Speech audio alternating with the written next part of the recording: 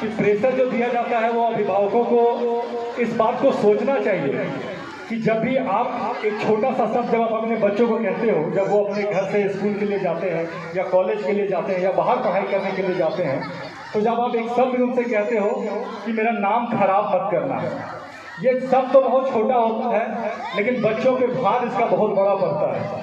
होता क्या है कि जब आप ये सब आप अपने बच्चों को कहते हो तो उसके दिमाग में घर कर जाता है कि नाम खराब नहीं करना है। अब इंसान का ह्यूमन नेचर ही है कि उससे गलतियां होती ही है, तो हर बच्चों से कहीं ना कहीं छोटी मोटी बड़ी गलतियां हो ही जाती है। तो क्योंकि जब आपने वो वर्ड कहा है तो बच्चों का उस पर ध्यान रहता है, तो वो जब कोई गलती कर जाते हैं या कोई प्रॉब्लम हो जाती है तो वो अपने अभिभावकों से शेयर नहीं करते, वो शेयर करते हैं अपने दोस्तों से, जो कि उनको जो सजेशन देते हैं वो कहीं ना कहीं गलत हो जाता है। तो मेरा रिक्वेस्ट होगा कि बच्चों को समझाएं जरूर, लेकिन इतना बड़ा भार ना दें, क्योंकि वो कभी आपका नाम खराब करना चाहेंगे नहीं, और कोई गलती हो जाती है तो वो आपसे शेयर नहीं करते हैं। और बच्चों से भी ये रिक्वेस्ट होगा जो मेरी बातों को सुन रहे हैं कि जैसा कि संचालक महोदय ने थोड़ी देर पहले कहा था, बहुत अच्छी बात कही थी कि सिर्फ एजुकेशन ही नेसेसरी नहीं है। एजुकेशन के साथ साथ स्पोर्ट्स है, डांस है, म्यूजिक है, पेंटिंग है, जितनी भी तरह की चीज़ें जो एक्स्ट्रा करिकुलर एक्टिविटीज में आती हैं उन पर जरूर फोकस करना चाहिए। अब बहुत सारे लोग ये मानना है कि नहीं एजुकेशन ही सबसे ज़्यादा जरूरी है, तो वैसा नहीं है। हम जब घर में खाना भी खाते हैं तो आपने देखा होगा कि सिर्फ हम चावल या रोटी नहीं खाते हैं, उसके साथ दाल भी खाते हैं, उसके साथ सब्जी भी खाते हैं, तरह तरह की चीज़ों को मिक्सर करते हैं, सिर्फ टेस्ट के लिए नहीं, ताकि और भी जितने भी तरह का प्रोटीन कार्ब्स हमारे शरीर को चाहिए वो उससे मिल सके। उसी तरह से स्पोर्ट्स हो या एक्स्ट्रा करिकुलर जितनी भी एक्टिविटी है वो सिर्फ आपके मेंटल और फिजिकल को डेवलप नहीं करती है, बाकी वो आपके सोशल, इमोशनल और डिसीजन मेकिंग में भी बहुत ज़्यादा सहयोग करती है।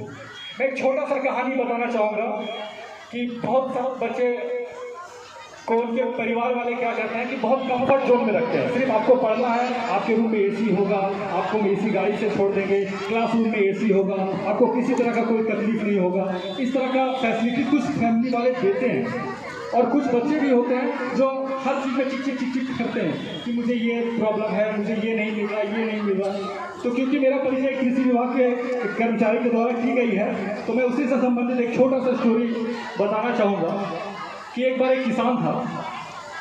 वो किसान बहुत परेशान रहता है, फसल खराब हो गया, बारिश नहीं हो रही है, धूप है, सुखाड़ घोषित हो गया है, बहुत तरह का परेशान होते होते भगवान को हमेशा पूछता रहता था।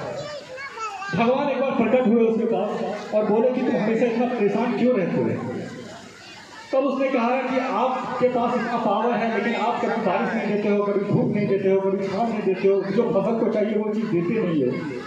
भगवान ने बोला ठीक है, मैं अपनी सारी शक्ति तुम्हें दे देता हूँ, अपनी सारी शक्ति तुम्हें दे देता हूँ, तुम्हें जैसा मौसम मन करे वैसा मौसम दो।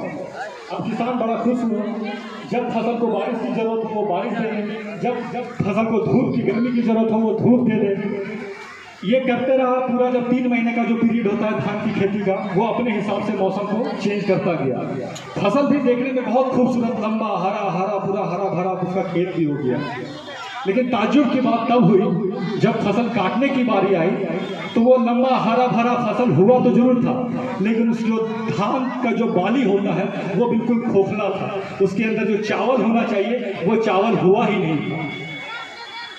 इस कहानी से सीख यही मिलती है कि अगर आप हमेशा सिर्फ कंफर्ट जोन में रहेंगे तो आप देखने में भले ही हरे भरे लगोगे जरूर, लेकिन अंदर से खोखले ही रहोगे। वो कहते हैं ना, destiny is not matter of a chance, it is a matter of a choice. It is not a thing to be waited for, it is a thing to be achieved. मतलब कि कोई भी चीज बाई चांस नहीं होती है, उसके लिए आपको मेहनत करना पड़ेगा, उसके लिए आपको स्ट्रगल करना पड़ेगा। परिवार के लोग अपने बच्चों से स्ट्रगल जरूर करवाएं और बच्चे कंफर्ट जोन में ना रहें। मैं बहुत ज़्यादा लंबा समय खींचूंगा नहीं, एक छोटा सा, क्योंकि इतने दिनों के बाद मुझे एक तरह का स्टेज, इस तरह के स्कूल में कुछ बोलने का मौका मिला है, तो मुझे अपना बचपन याद आ गया। विद ड्यू परमिशन एक छोटा सा कविता है जो मैंने अपने स्कूल टाइम में कही थी। आय अठन्नी खर्च रुपया महंगी बहुत जवान है भैया, आय अठन्नी खर्च रुपया महंगी बहुत जवान है भैया, आँख खोलकर जिधर भी देखो तिगड़म का बाजार है भैया। मोल भाव से दूल्हा बिकता जैसे बिकता बैल हो भैया, मोल भाव से दूल्हा बिकता जैसे बिकता बैल हो भैया, आंख में पट्टी हाथ तराजू अपना देश महान है भैया।